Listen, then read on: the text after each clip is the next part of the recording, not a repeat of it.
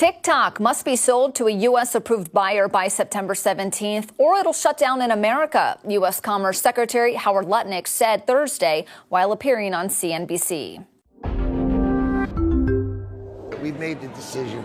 You can't have Chinese control and have something on 100 million American phones. That's just not okay. TikTok, the popular short video app, is owned by the Chinese company ByteDance. The U.S. government has national security concerns about TikTok, fearing the Chinese government could access user data or influence content.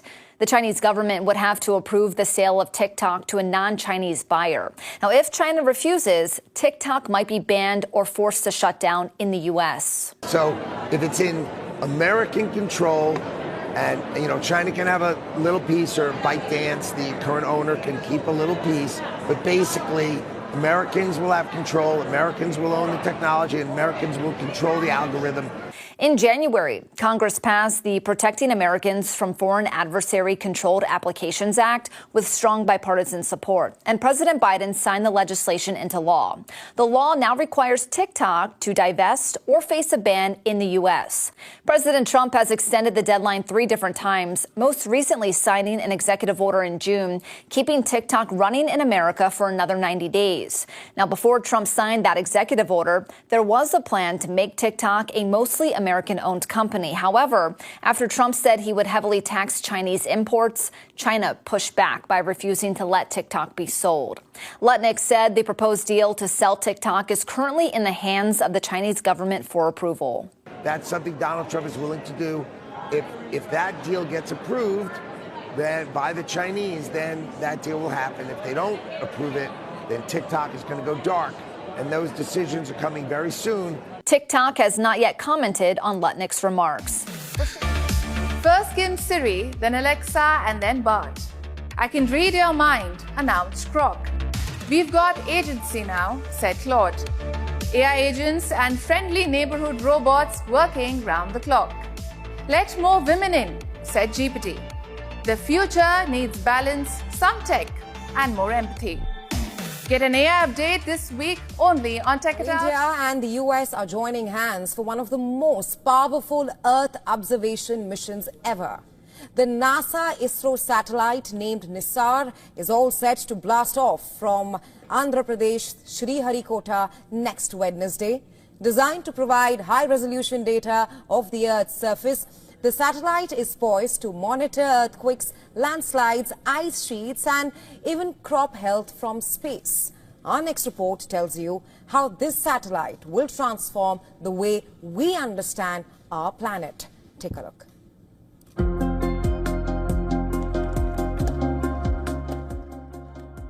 The Nisar satellite is ready on the launch pad, waiting to lift off on India's GSLV F-16 rocket. It is a massive $1.5 billion project, the most expensive Earth observation satellite in history. NISAR stands for NASA ISRO Synthetic Aperture Radar. It is built to watch every inch of Earth's surface with incredible detail, scanning through clouds, darkness, and even light rain. Whether it is day or night, this high-tech satellite carries 2 powerful radar systems, one built by NASA in California and the other by ISRO in Ahmedabad. These radars can track the tiniest changes in the ground. NISAR will fly over land and ice every 12 days, which means scientists can keep a close eye on earthquakes, landslides, volcanoes, melting glaciers, and even the slow sinking of land near dams and aqueducts.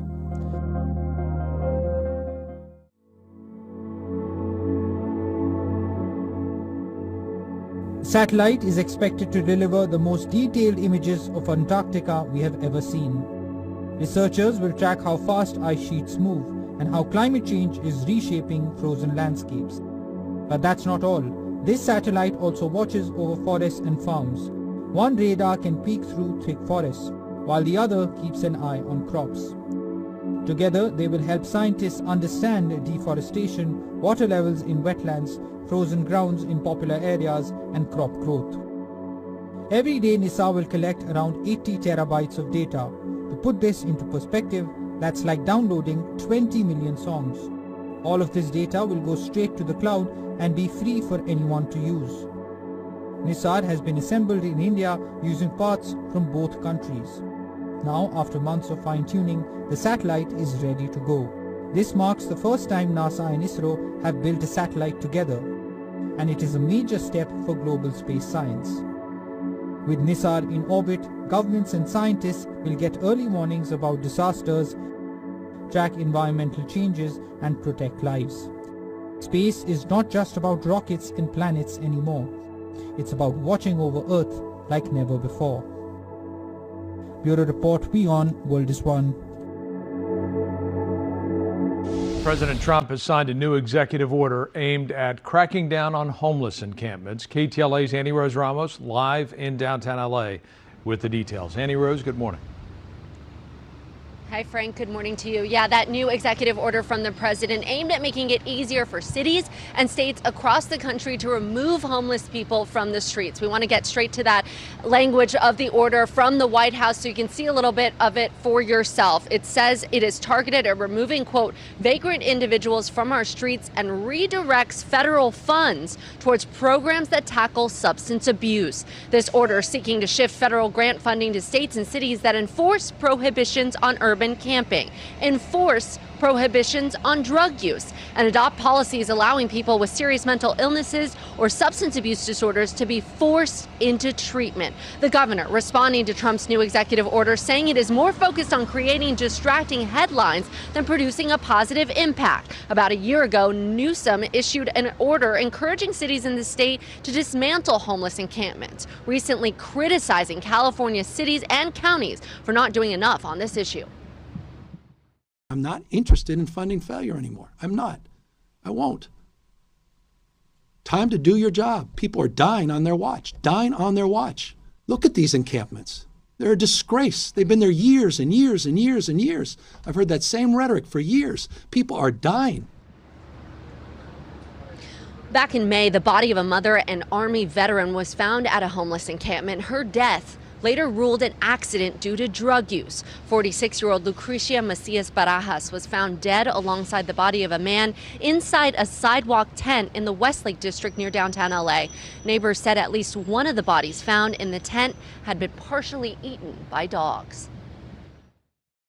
If you lived outside of this yourself, if this was something you saw every time you had to step out, invite your neighbors, invite your family in, then you would see reality extremely differently. This isn't something that belongs right here in Los Angeles. This is third world country problems. People are dying. New numbers released this past week show the number of homeless people in our region has decreased for a second year in a row. But that small decline is not to minimize the crisis we are dealing with here in our area. And we're going to bring up some numbers in order for you to see exactly that. LAHSA finding in LA County there are an estimated whopping 72,000 people experiencing homelessness. That is again in LA County. And here in the city, the count is over 43,000. Even so, local officials calling the decline a victory. We believe that the drops in unsheltered homelessness in the city and the county are a direct result of their encampment resolution efforts. Over the last 2 years, our leaders came together to bring people inside, and their efforts have paid off. And we're standing here in downtown Los Angeles. The building you see next to me is where there's going to be a LAHSA meeting later on this morning, right around 8:30 this morning to be exact, where we're expecting Mayor Karen Bass to attend and hope to hear more about the numbers of homelessness here in our area. Reporting live, I'll send it back to you guys. This was never intended to be something where people are just held and we just kind of twiddle our thumbs. The whole purpose is to make this be a place that can facilitate increased frequency and numbers of deportations of illegal aliens, and that is the goal. And one of the reasons why this was a sensible spot is because you have this runway that's right here. You don't have to drive them an hour to an airport. You go a couple thousand feet and they can be on a plane and out of here. So I'm pleased to report that those flights out of Alligator Alcatraz by DHS have begun. The cadence is increasing. We've already had a number of flights in the last few days. We've had hundreds of illegals have been removed from here. Hundreds of protesters gathered outside National Congress in Santo Domingo to protest a proposed government plan to regularize undocumented foreign workers, most of whom are Haitian. Why are business owners advocating for a new regularization of Haitians? Because the way they don't pay taxes. You don't have to insure them. They prefer to Haitianize the country than pay a decent wage to the Dominican people, and we cannot allow that. Protesters carried signs reading, "We don't want to be foreigners in our country and no more Haitian regulation." Currently, an estimated 500,000 Haitians live in the Dominican Republic, which has a population of around 11 million. It's not that we're xenophobic, we're just tired of Dominicans being denied opportunities that are given to Haitians. The Dominican government has pledged to deport up to 10,000 undocumented Haitian per week, claiming the influx has strained public services. More than 2 years into Sudan's civil war, aid groups warn it has become one of the worst displacement and hunger crises on the planet. Since fighting erupted in April of 2023 between the Sudanese military and the Rapid Support Forces, over 10 million people have been forced from their homes. At least 25 million now depend on humanitarian aid to survive. The war began in Khartoum and quickly spread, especially through the Darfur and Kordofan regions. Both sides have been accused of war crimes, including ethnic cleansing, sexual violence, and the targeting of civilians. Sudan's once functioning health system is now collapsing. The country faces outbreak of cholera, measles, and malaria, and UNICEF warns that 3.7 million children under 5 are at risk of severe malnutrition. Infrastructure has crumbled. Dozens of water and power stations are destroyed. Farms lie abandoned. Over 10 cultural sites, including the National Museum, have been damaged or looted. Hospitals struggle to track casualties, but rights groups estimate tens of thousands have been killed or wounded. Despite several rounds of peace talks, the violence shows no signs of end. كارثي جدا ومن سيء لأسوأ. مع كامل الأسف تم رصد 5 حالات وفاة هنا في مستشفى أصدقاء المريض بسبب سوء التغذية. مقارنة بالأشهر السابقة، بشهر 5 ما كانت عندنا ولا حالة وفاة، بشهر 6 كانت في عندنا حالتين وفاة. احنا ما خلصنا شهر 7 اوريدي عندنا 5 حالات وفاة. من 5 حالات وفاة في عندنا حالة منهم توفت من سبب نقص الأدوية. في أول السنة كان في عندنا إحنا سوء تغذية وما كان فعليا في أي سبلايز، بس نوعا ما الحالات كانت فيها تحسن، تقعد من أسبوع لأسبوعين تتحسن. مع كامل الأسف الحالات إحنا عندنا بتكمل شهر ونص وما في أي تحسن، غير إنه الطفل بيكون من شدة الجوع مش قادر إنه يبكي، مش قادر إنه يعبر على مشاعره، فمن سبب الضعف ما عنده أي طاقة. الأطفال اللي عمرهم 4 سنوات و5 سنوات مش قادرين حتى كمان يمشوا، حتى كمان الزحف مش قادرين يزحفوا، كل هذا بسبب سوء التغذية. الكوميونيكيشن الأعراض هاي كل ما لها قاعدة بتتزايد عندنا. هدول ايش ذنبه؟ هذا حمل صاروخ وراح على اليهود، حارب اليهود. يا عمي بهمش الحرب ده اللي شغال، بهمش يا عمي، بس افتحوا المعابر، دخلوا مساعدات على الاطفال. احنا لو سبنا هالولد هذا يمكن بعد دقيقة دقيقتين بتلاقوهوش، مش ما يكون عند ربه واحنا ما لحقناهوش.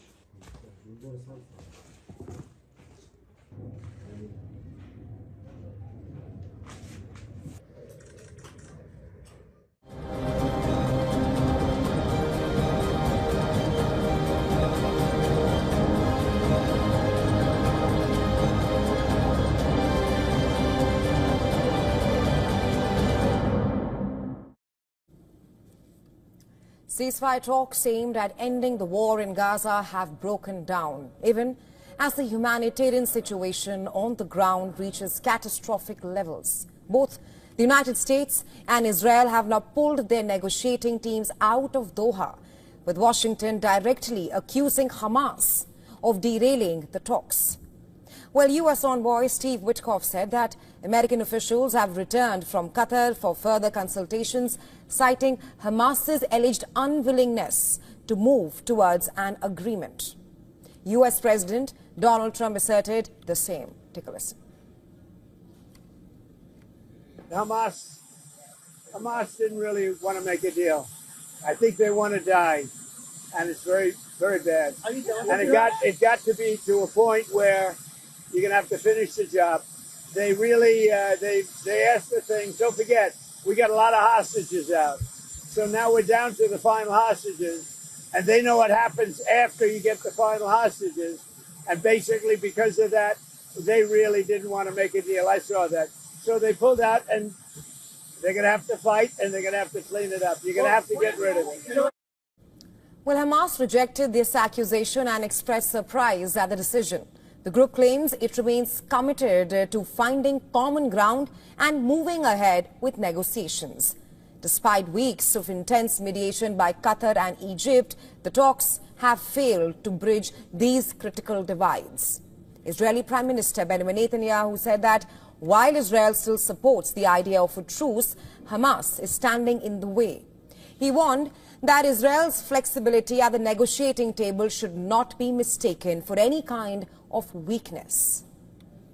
We are working to get another deal to release our hostages. But if Hamas perceives our willingness to reach a deal as a weakness, as an opportunity to dictate lines of defeat that will endanger Israel, it is greatly mistaken. Hamas also released a statement earlier today stating that it remains open to talks and wants to overcome the remaining hurdles to reach a permanent ceasefire.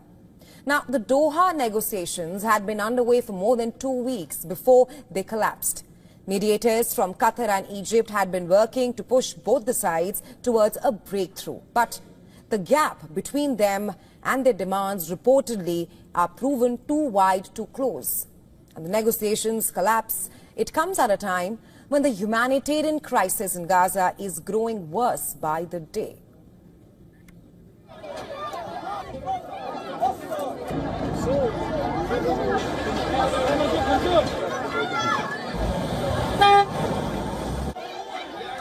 The United Nations and multiple aid agencies are warning of an imminent shortage of life-saving therapeutic food for children of Gaza.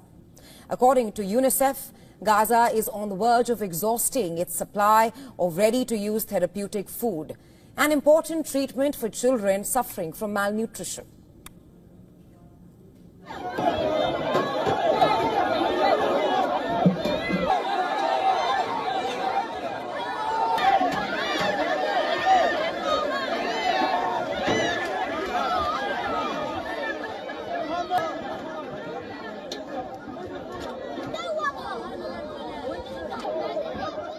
Well, the agency expects stocks to run out by mid-August unless new shipments arrive soon in Gaza.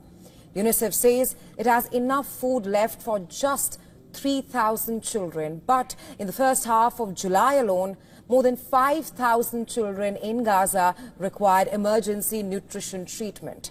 And the toll in Gaza continues to worsen as we speak. Gaza's health ministry reports that at least 122 Palestinians, that's the number, who have died of hunger. Majority of them are children. The UN's Palestinian Refugee Agency, UNRWA, said that 1 in 5 children in Gaza City, they are now malnourished, and the numbers continue to rise. Israel, which controls all entry points into Gaza, denies imposing a blockade. It has repeatedly accused Hamas of mismanaging aid and blames the group for the growing crisis.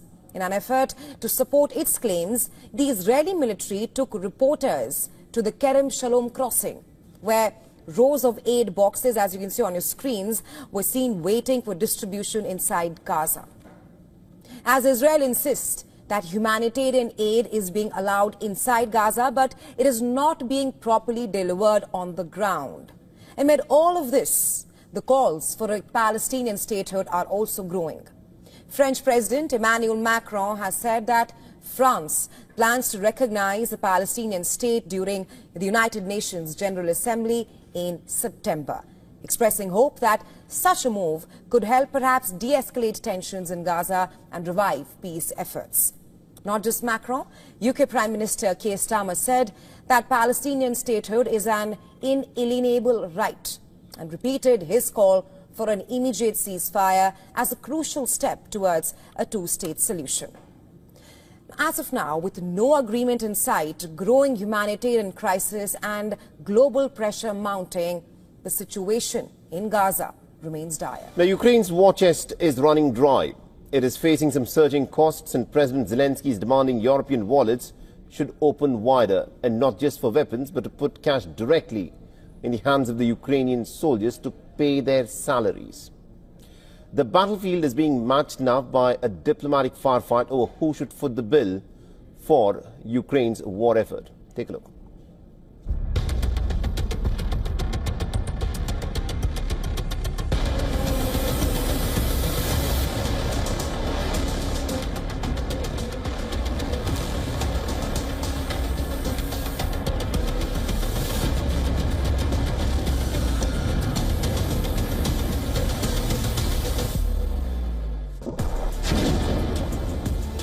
Zelensky isn't just fighting Russia anymore. He's fighting to keep his army paid. The battlefield has shifted from trenches to treasuries, and Ukraine's president is knocking on Europe's door with an uncomfortable request: fund our soldiers. This comes as Ukraine's entire front line is facing a collapse.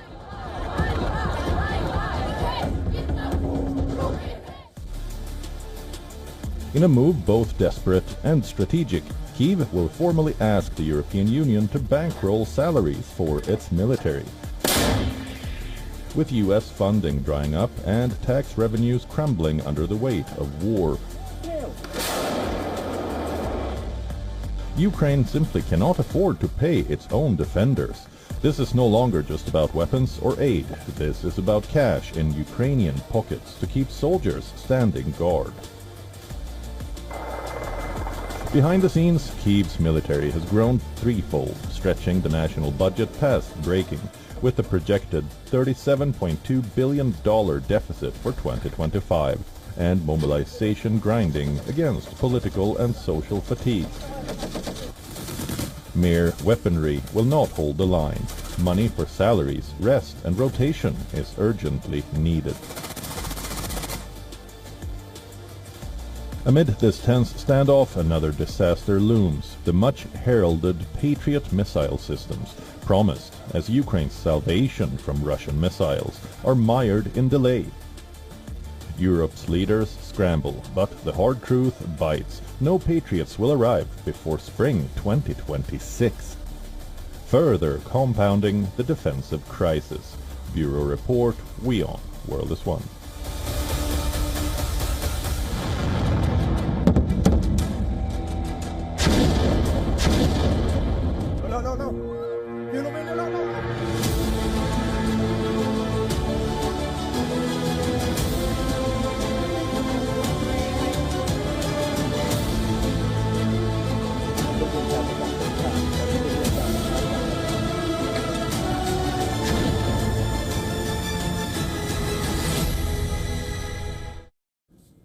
All right, Thailand and Cambodia exchanged heavy artillery fire for a second day. The worst fighting in over a decade, which has now intensified and spread to new areas. This despite global calls for a ceasefire. At least 16 people have been killed and tens of thousands have been displaced in the escalating border conflict.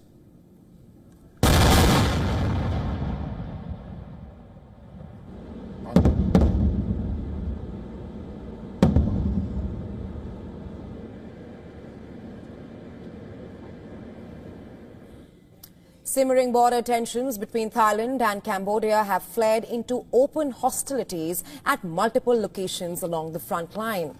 And these are the images of Thai army firing several rounds of artillery from Surin province, which borders Cambodia. Buildings in the province have suffered damage from artillery shelling from Cambodia as well. Thailand used drones dropping bombs to attack Cambodian military armies that is situated near the two countries' border.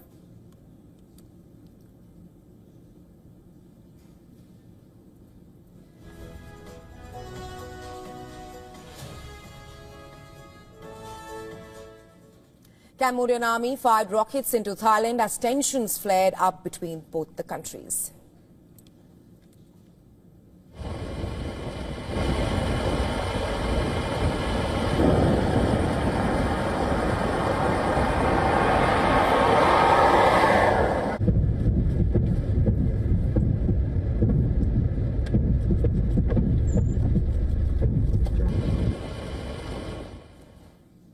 Well, the border conflict has led to mass evacuation on both the sides. Thailand says that 138,000 civilians have been evacuated from its border with Cambodia amid the deadly strikes.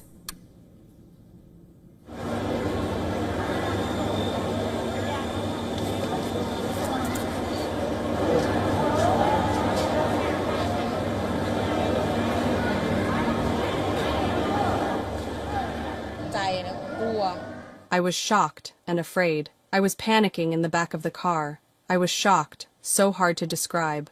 It's hard to explain how I felt during the evacuation.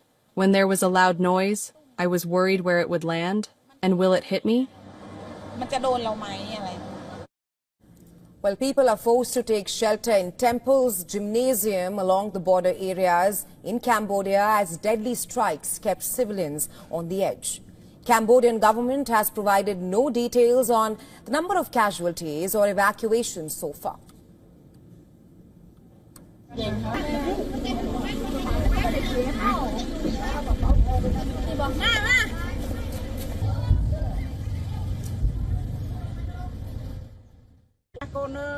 I was so scared, shaking so much. I didn't bring anything with me, and then my son tried to pull my child's hand up onto the tractor. May I ask Thailand and Cambodia to negotiate a settlement as soon as possible so that I can return to my home and work on the farm? Well, both the sides are blaming each other for starting the conflict. Cambodia alleges that Thailand used cluster munitions. It's a controversial and widely condemned ordinance. Cambodian Prime Minister says that key to resolving current conflict is Thailand accepting ceasefire. And Thailand, on the other hand, accuses Cambodia of deliberately targeting civilians. Thailand's acting Prime Minister warns that Cambodia clashes could very much develop into a war. At this time, the country needs national unity. The events that have occurred involve invasion, encroachment, and harm to the lives of our people. As I've said, the situation has intensified and could escalate into a state of war. For now, it's just clashes using heavy weaponry.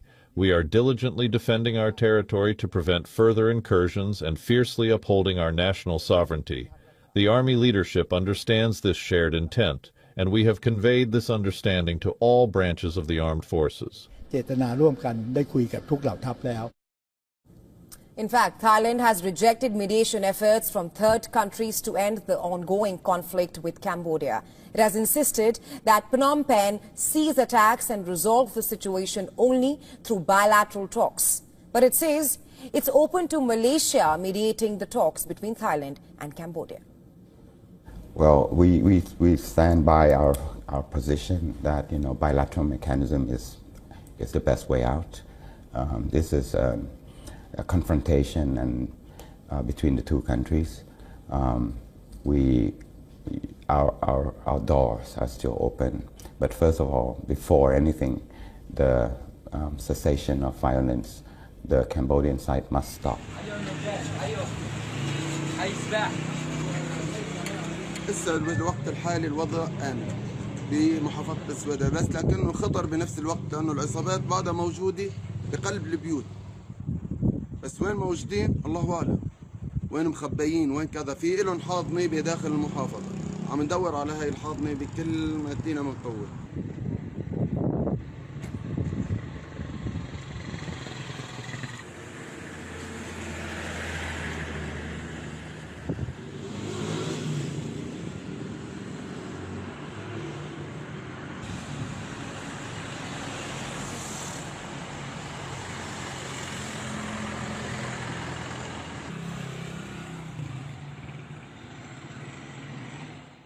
Rockets in the sky and ships on fire in the sea. Israel's remaining Red Sea port might be shutting down soon. Nobody could stop the Houthis. They have turned the Red Sea waters into a war zone, and they will not stop until Israel stops its siege on Gaza. This is what they say. Iran's ally is about to score a strategic point with this closure. Listen in.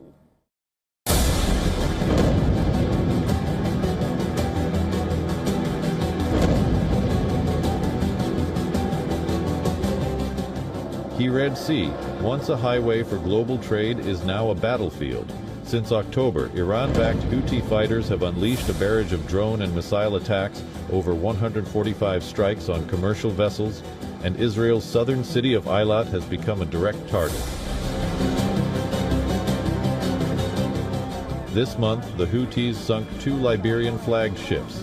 At least 4 crew members killed, others still missing. Not just this, Houthis have launched 63 missiles on Israel since March.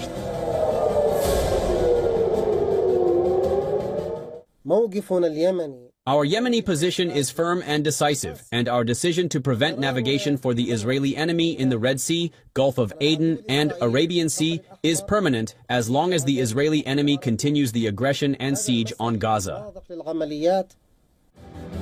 These ballistic missiles fly over 2,000 kilometers to hit Israel, though mostly all of these missiles are intercepted by Israel before they could cause any damage. The message from Yemen's militants couldn't be clearer. As long as the war in Gaza continues, no ship is safe.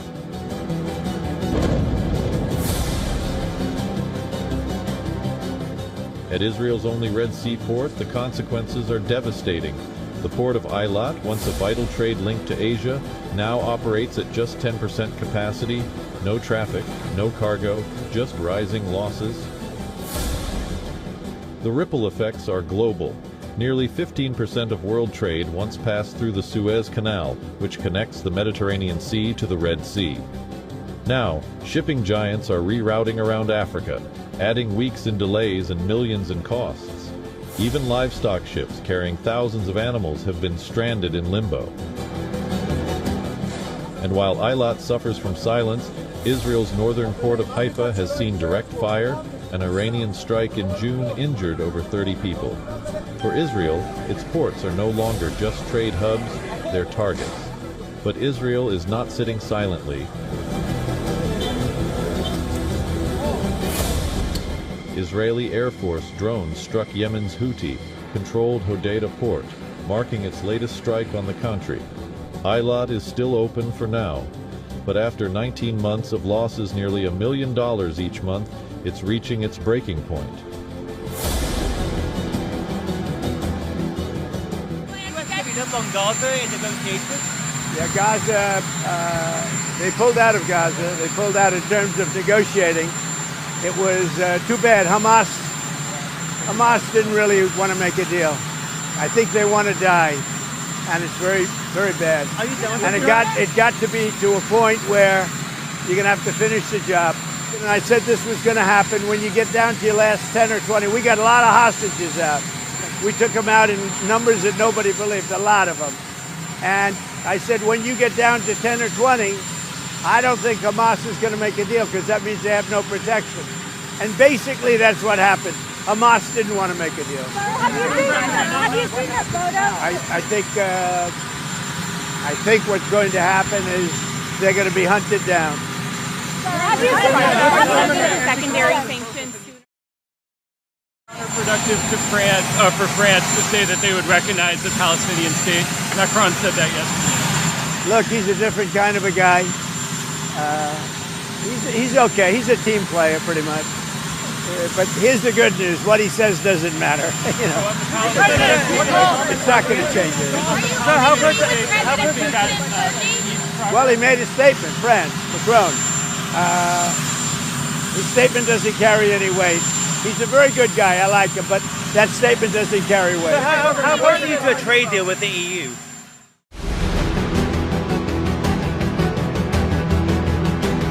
Hamas didn't really want to make a deal. I think they want to die, and it's very, very bad. And it got to be to a point where you're going to have to finish the job. They really they asked for things. Don't forget, we got a lot of hostages out. So now we're down to the final hostages, and they know what happens after you get the final hostages.